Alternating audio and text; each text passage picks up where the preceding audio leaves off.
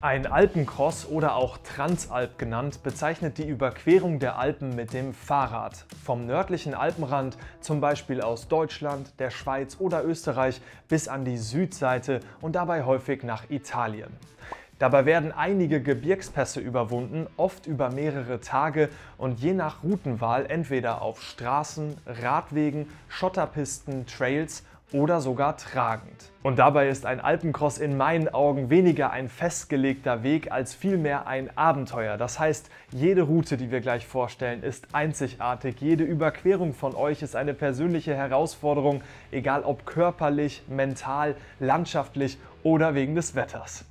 Das bedeutet auch, die Routen hier im Video sind nur Vorschläge. Trau dich auch deine eigenen Routen zu bauen. Dazu habe ich ja schon mal ein Video erstellt, das ich auch ganz am Ende verlinken werde. Egal ob München, Garmisch, Oberstdorf, Freiburg oder wo auch immer du starten möchtest, es gibt zahlreiche Optionen, doch wir brechen jetzt hier im Video mal auf einige sehr beliebte Möglichkeiten herunter und starten dabei mit den leichten Routen zum Einstieg. Denn wenn du zum ersten Mal die Alpen überqueren möchtest und dir nicht gleich die härtesten Trails zumuten möchtest, dann ist der Via Claudia Augusta eine sehr gute Option für dich. Das ist der Klassiker unter den Einsteigertouren, wobei ich nur Teile der Tour bisher selbst gefahren bin. Du fährst dabei auf alten Römerwegen von Donauwörth, zum Beispiel auch Füssen oder Garmisch, über den Fernpass, den Reschenpass, vorbei am versunkenen Kirchenturm bis in die Nähe von Venedig oder, wie es die meisten machen, bis zum Gardasee. Meist bist du dabei auf Radwegen oder wenig befahrenen Straßen unterwegs. Auch der Alpe Adria oder der München-Venedig-Radweg könnten eine gute Option sein. Das Schöne bei all diesen Touren: moderate Steigungen, gute Infrastruktur, auch für E-Bikes, doch natürlich bist du dabei weniger in der puren Natur unterwegs. Außerdem gibt es viele Anbieter, die dein Gepäck transportieren. Das reduziert natürlich das Gewicht am Rad und schafft einfach Komfort. Einige Anbieter und GPS-Tracks werde ich dir gleich im Video noch nennen. Weiter geht's auf Asphalt. Immerhin ist das die Möglichkeit des geringsten Widerstandes, doch je nach gewählter Route kann ein Rennrad-Alpencross natürlich sehr anspruchsvoll werden. Das Gute daran: Du kannst dir deine Route sehr leicht mit verschiedenen Apps zusammenbauen, selbst mit Google Maps, und die Infrastruktur an den Straßen in verschiedenen Regionen ist sehr gut. Teilweise nimmst du jedoch viel befahrene Straßen und auch Tunnel in Kauf. Und genau da kommt eine spektakuläre Alpencross-Route ins Spiel, nämlich die Route de Grands Alpes mit in Summe 700 Kilometern vom Genfer See bis nach Nizza. Dabei überfährst du viele sehr bekannte Tour de France-Pässe wie den Col du Galibier und den höchsten Straßenpass der Alpen, den Col de l'Iseran.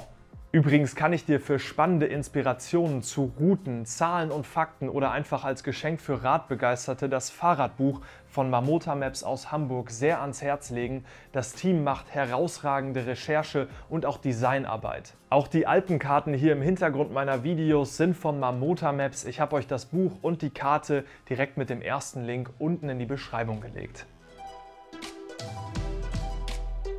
Um den Rennrad-Alpencross noch etwas zu steigern, kannst du dir natürlich auch eine Langstrecke oder einen Alpencross mit Zeitlimit vornehmen, zum Beispiel in 24 Stunden.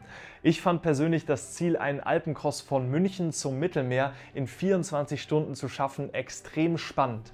Dabei sind wir am Nachmittag in München losgerollt, vorbei am Sylvensteinspeicher, Achensee bis ins Inntal, haben uns dann über den Brenner bis nach Italien gekämpft und am nächsten Morgen dann über begeisternde Dolomitenpässe.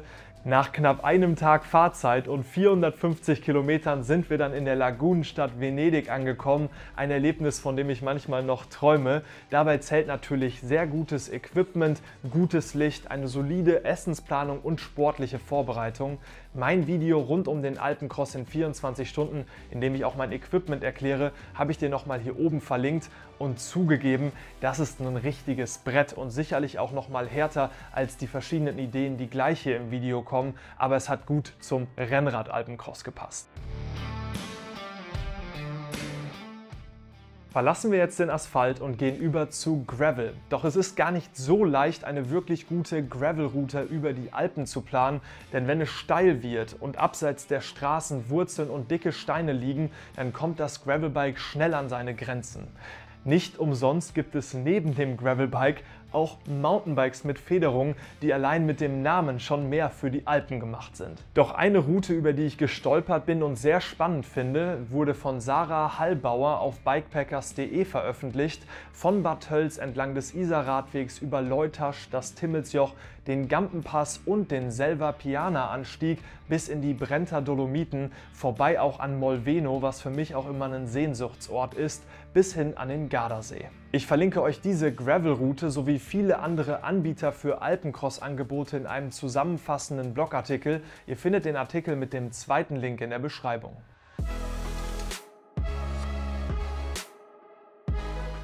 Und nun kommen wir zu dem, was ganz sicher die Kernidee eines Alpencrosses darstellt, der Mountainbike Transalp.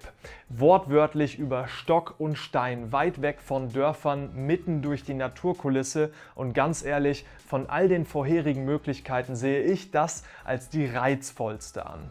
Dabei habe ich zahlreiche Erinnerungen, mit Basti mitten im Nichts zu sein, durch Regen zu fahren, Wildpferde um uns rum, Landesgrenzen neben Militärstädten zu überqueren. Das ist einfach besonders und geht in meine persönliche Geschichte ein. Ich möchte für dieses ultimative Abenteuer 3 Optionen für die Route an die Hand geben. Einmal unser damaliger Alpencross von München zum Gardasee, vorbei am Tegernsee, durchs Vallepp ins Zillertal, über das Funderer Joch, das Fitscher Joch bis in die Dolomiten und dann durch das Etschtal bis zum Gardasee. Das Video ist hier oben verlinkt, unvergesslich.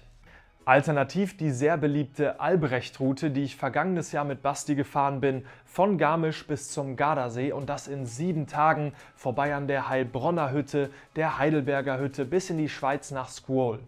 Über Bormio geht es dann über den Epic Trail bis zum Tremalzo-Pass und am Ende standen wir dann wieder am Gardasee. Ideal für Mountainbiker, die einen fahrbaren Alpencross mit nur einzelnen Schiebe- und Tragepassagen suchen, ohne extreme Trails. Außerdem wird diese Route wie auch viele andere von einigen Anbietern mit Gepäcktransport angeboten. Das bietet natürlich viel Komfort mit warmem Duschwasser, frischen Handtüchern und frischem Bettzeug. Doch genau hier entspringt auch die Idee und mein Wunsch für meinen nächsten Alpencross. Ich möchte mal auf Berghütten übernachten und dabei auch eine ganz besondere Route fahren, die Heckmeier-Route. Hier sind dann wirklich schwere Trails, Trage- und Schiebepassagen auf dem Tagesprogramm, und allein der Gedanke, morgens auf einer Berghütte wie der Nuvolau zum Sonnenaufgang aufzuwachen, lockt mich schon sehr. Jetzt bin ich auf eure Erfahrungen gespannt. Hier geht es zum Video mit der Tourenplanung und hier zum Alpencross in 24 Stunden von München nach Venedig. Denkt auch an Marmota Maps mit dem Fahrradbuch und ich freue mich auf eure Kommentare. Bis dahin, tschüss.